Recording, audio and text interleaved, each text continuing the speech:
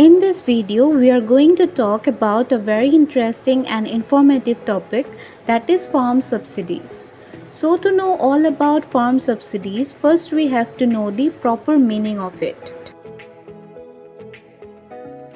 First, what is agricultural subsidy? So an agricultural subsidy is a government incentive paid to agri-businesses, agricultural organizations and farms to supplement their income, manage the supply of agricultural commodities and influence the cost and supply of such commodities.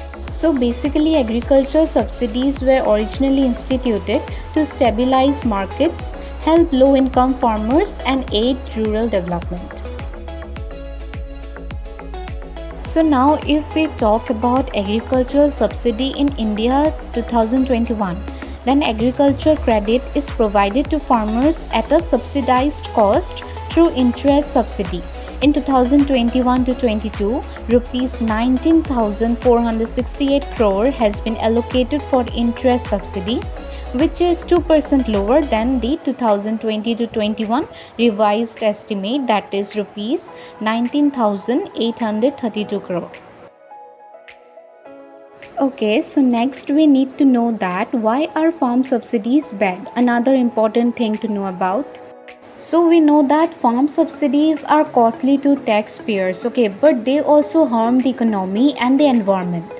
Again, subsidies discourage farmers from innovating, cutting costs, diversifying their land use and also taking other actions needed to prosper in the competitive economy. So here the given points are very easy to understand, do not require any explanation on it. Just read it out and you will definitely understand. Okay, so now let us know some pros and cons of agricultural subsidy. Number 1, they offer stability to the agricultural infrastructure at the national level. So here, financial aid allows farmers to be more effective and efficient at what they do. It gives them an opportunity to purchase or finance the farming equipment needed to produce agricultural products. They can use subsidies to enhance their farms with modern technology, like whatever modern technology they like to use. Some can be used to transport the products produced on their farm to new markets. And even on a good year, some items are beyond the financial reach of the average farmers. These subsidies change that scenario. Next, point number 2, it is a way to offer a consistent income to agricultural workers.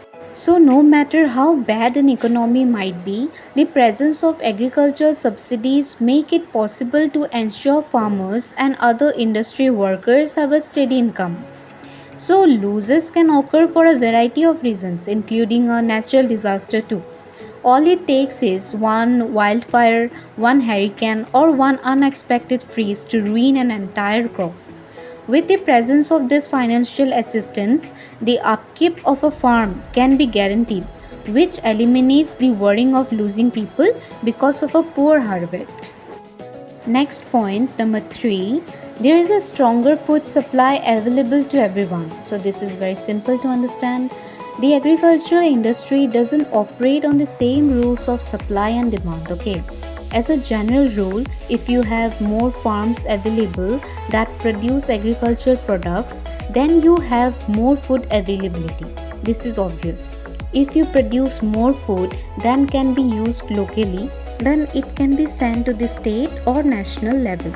Some agricultural products can be exported to other nations as well. When there are effective subsidies in place, there tends to be more food, more job and more revenues to find. Next, number 4, agricultural subsidies can reduce the need for food imports. So it takes a particular person to work as a farmer. It is an occupation that is inconvenient, tedious and filled with challenging work. With a growing global population that could hit 10 billion people around 2050, the need to have comprehensive food infrastructure has never been as critical as it is today. So when countries lack food infrastructure, they must import their food from somewhere else. which means there isn't a 100% guarantee of food insecurity prevention. For example,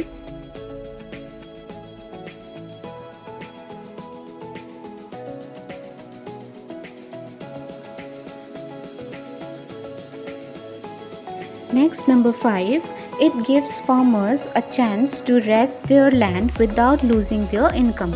So, some of the agricultural subsidies available in the United States are used to encourage farmers to let their croplands remain vacant for a year or two.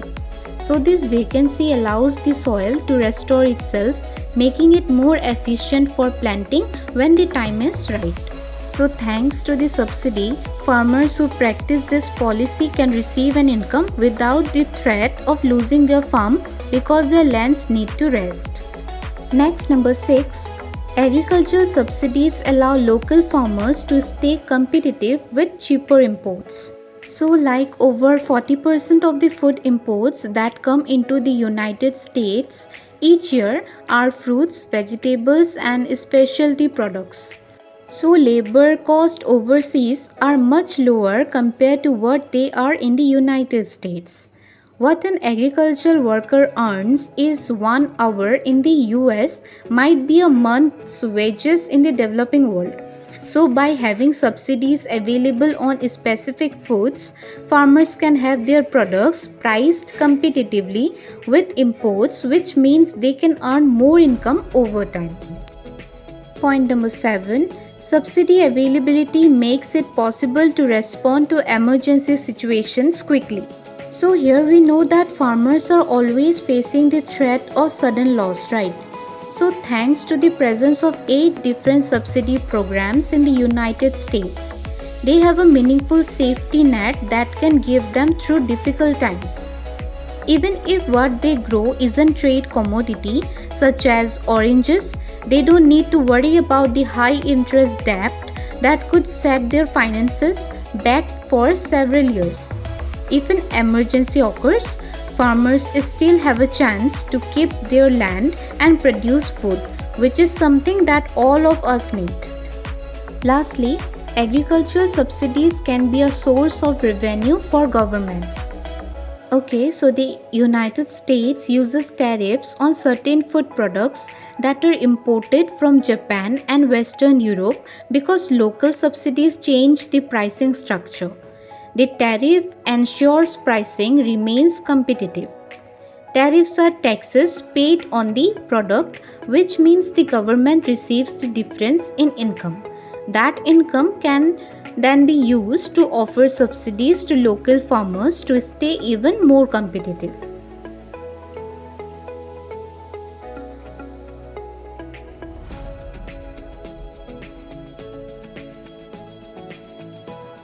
Sorry.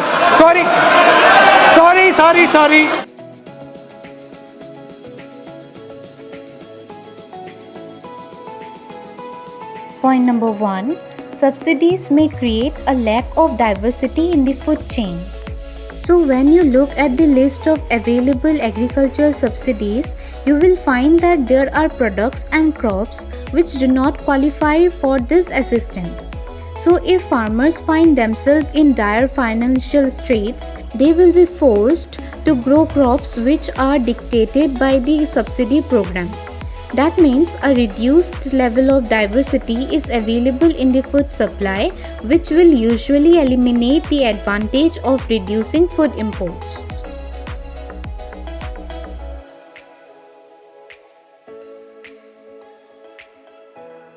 Next, number 2, it is a practice which discriminates against individual workers. So, if a farmer decides not to grow crops that are eligible for agricultural subsidies, then they won't receive the same level of financial support.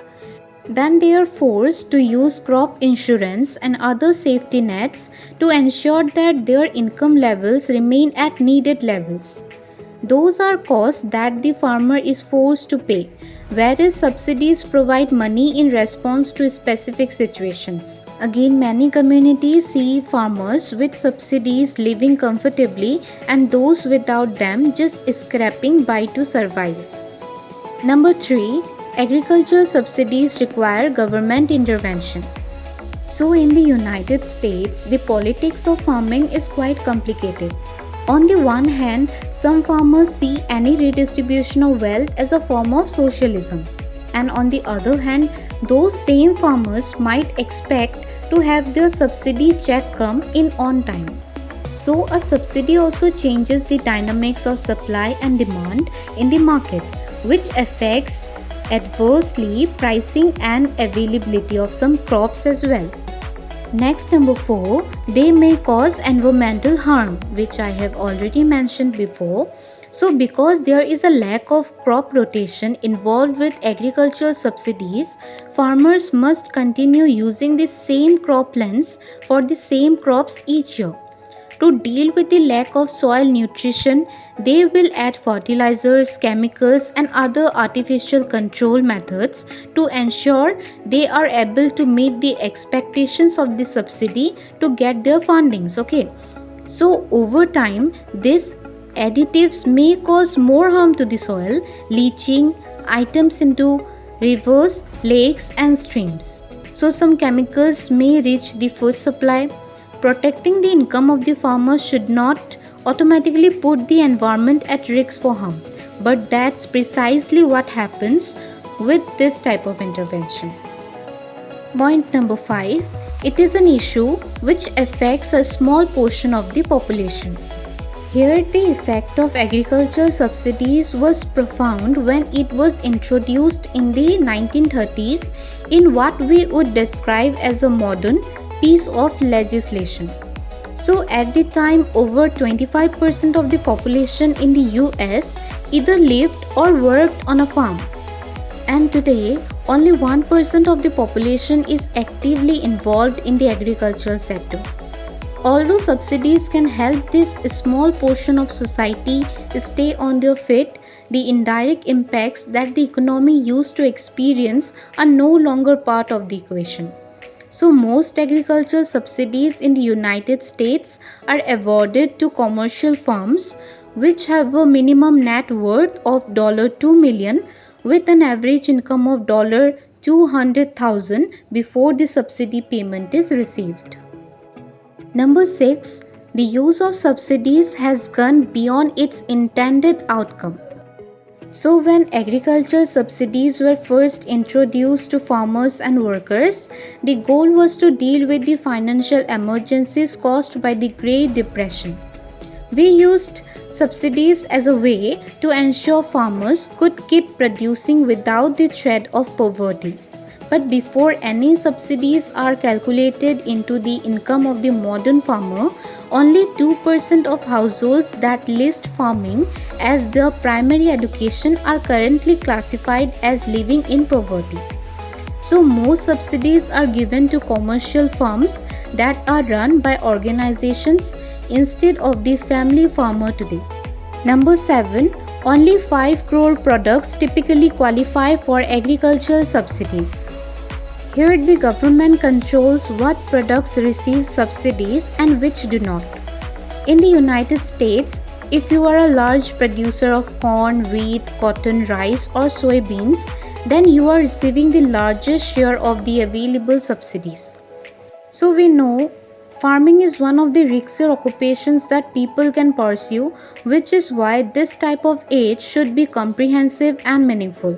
On the other hand, subsidies should be made available to those who need it instead of giving it to the farm programs which are already producing profits.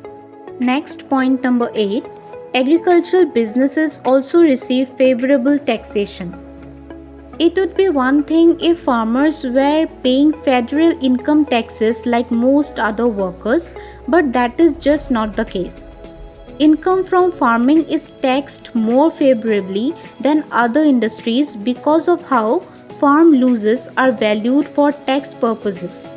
So since 1980, aggregate farm losses have exceeded farm profits, which can then be used to offset taxes from any off-farm income that is generated. Only 1/3 of farms show a taxable profit in any given year, even when they are making money. Number 9, landowners are the recipients of agricultural subsidies.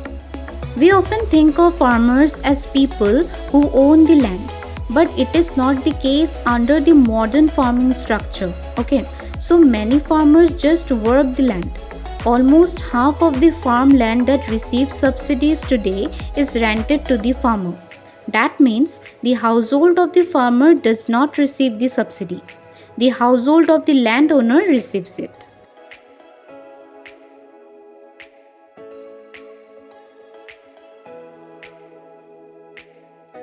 Lastly, agricultural subsidies can be offered when there is no financial need. Okay, so some of the subsidies offered today have more to do with politics than with financial need. Farmers can produce crops that are sold at current market rates, receive a subsidy on top of that, then even receive a crop insurance payment if a specific yield or quota is not achieved. That means a farmer could be paid 3 times for the same crop. So here we have completed all the pros and cons of agricultural subsidies. Actually, these pros and cons of agricultural subsidies are not an attempt to cast a moral light in one direction or the other. Each critical point is an observation that the advantages and disadvantages of this practice produce natural consequences in both directions. We need farmers, of course we need. We also need healthy soils and a robust food chain for a growing population, right? That means a balance between these elements must be achieved in some way for us to be successful. Okay, so now let us complete the video here. Hope you guys learned something new and informative. So if you find our video helpful for your knowledge, please do like, share and subscribe to our channel, and do not forget to press the bell icon so that you can get the update whenever we post a new video. Thanks for watching. रहा नहीं जाता, तड़प ही ऐसी है ना।